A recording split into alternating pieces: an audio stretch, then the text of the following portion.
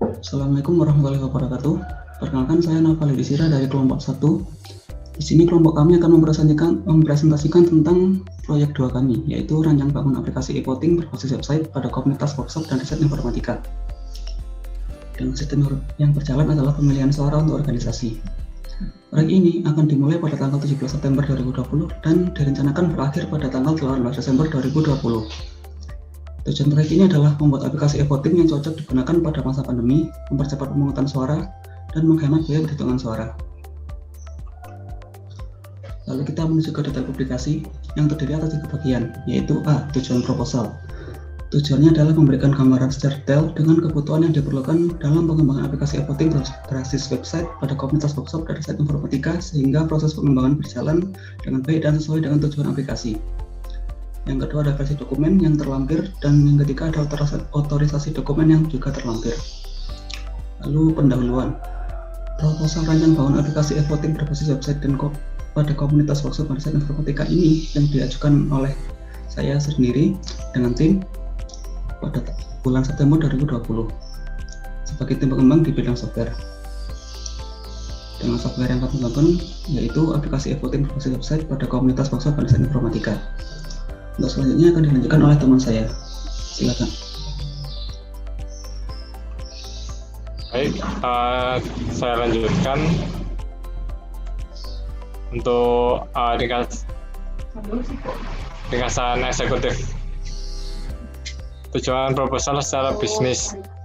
Jadi di sini proposalnya ini ditujukan untuk manajemen pemilihan suara secara daring untuk satu komunitas. Nah, komunitas yang kami tuju atau kami fokuskan yaitu untuk komunitas workshop dan riset informatika Politeknik Negeri Malang.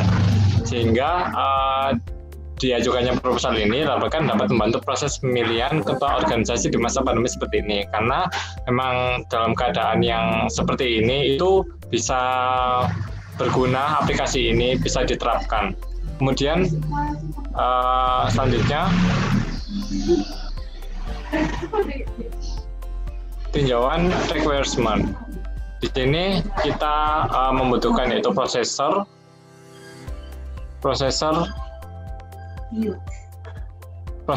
dengan kecepatan minimal, kemudian ada RAM 2 GB, kemudian ada hard disk minimal juga. Selain itu juga menggunakan basis Windows 10, Visual Studio Code, XAMPP, dan web browser. Next.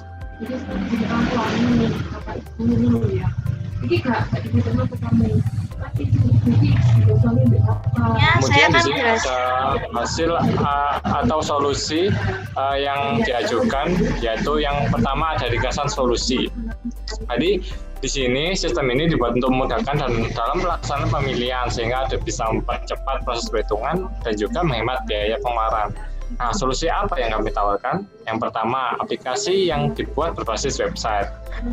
Kemudian dapat memilih calon kandidat dengan masuk aplikasi menggunakan kode. Jadi nanti masing-masing user akan mendapatkan kode dengan sekali pakai untuk melakukan satu hak suara untuk milih. Dan kemudian dapat menampilkan hasil perhitungan suara dalam bentuk diagram batang. Jadi nanti akan ditampilkan hasil suaranya dalam bentuk diagram batang. Jadi bisa kelihatan mana yang menang, mana yang kalah, seperti itu. Kemudian dapat memberikan aspirasi untuk calon yang terpilih. Di sini juga ada suatu menu yang mana setelah memilih akan ada opsi untuk memberikan aspirasi. Aspirasi itu sebuah pesan untuk calon kandidat yang terpilih nantinya. Kemudian dari penjelasan tadi ada penjelasan detailnya, yaitu aplikasi dapat digunakan di semua media perangkat baik PC, laptop maupun mobile. Jadi bisa diakses dimanapun dan kapanpun juga. Dan terdapat fitur pemilihan yang mana dapat diakses satu kali untuk masing-masing kode. Jadi setiap user akan memberikan kode-kode yang berbeda-beda. Dan terdapat fitur rekap hasil perhitungan suara yang mana akan ditampilkan hasilnya dalam bentuk diagram batang.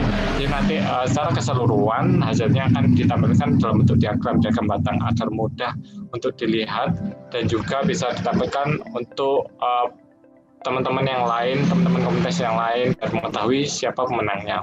Kemudian fitur aspirasi akan muncul setelah memilih calon kandidat yang mana berfungsi untuk memberikan kritik dan saran untuk calon yang terpilih nantinya. Jadi nanti setelah memilih, semisal memilih calon A, nah itu nanti akan secara otomatis fitur aspirasinya muncul dan juga bisa memberikan aspirasi untuk calon yang terpilih nantinya. Next, selanjutnya akan dijelaskan oleh rekan saya. Saya akan melanjutkan poin selanjutnya, yaitu tentang uraian pekerjaan atau statement of work. Untuk sasaran dan tujuannya, sasaran dari rancang bangun aplikasi kami pada komunitas workshop dan riset informatika ini adalah untuk mengatasi permasalahan saat pemilihan offline. Adapun sasaran yang akan dicapai adalah: 1. Mempermudah pembuatan laporan perhitungan suara pemilihan. Yang kedua, mengurangi ruang penyimpanan. Yang ketiga, menghemat pembelian kertas untuk surat suara. Yang keempat, mempercepat dalam proses pemilihan dan penghitungan suara. Yang kedua adalah batasan dan ruang lingkup.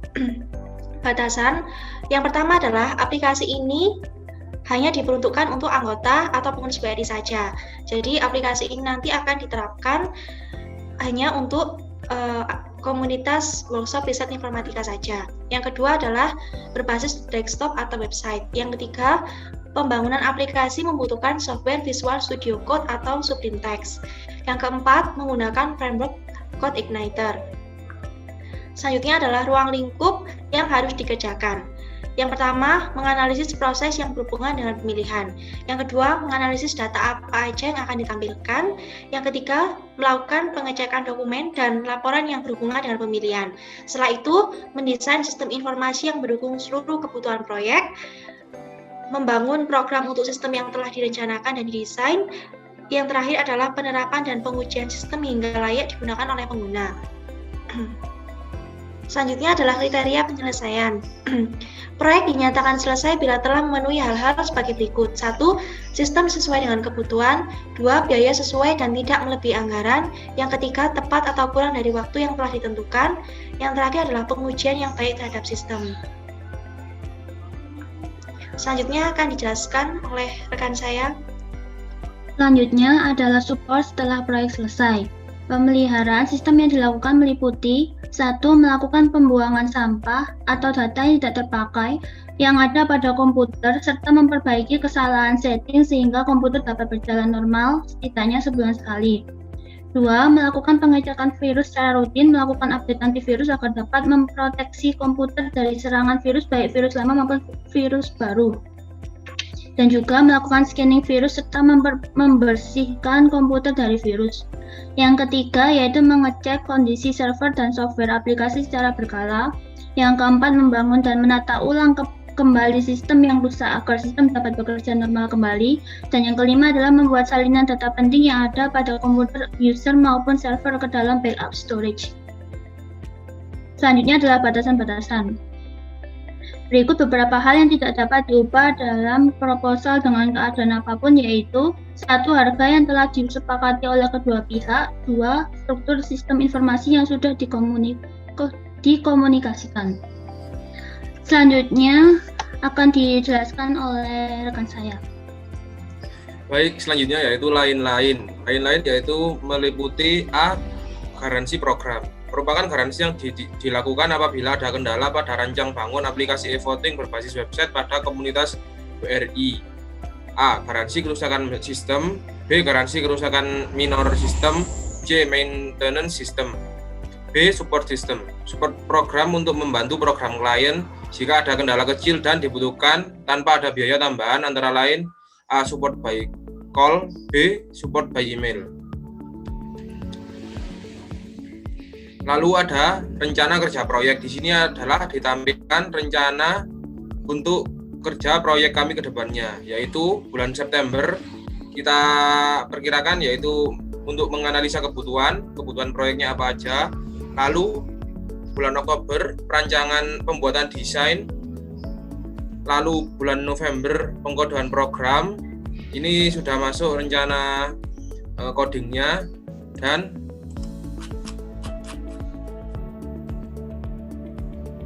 Dan yang terakhir testing program. Sudah. Baik, jadi tadi adalah presentasi dari kelompok kami. Apabila ada yang kurang berkenan dan kurang yang lain, mohon maaf. Terima kasih. Wassalamualaikum warahmatullahi wabarakatuh.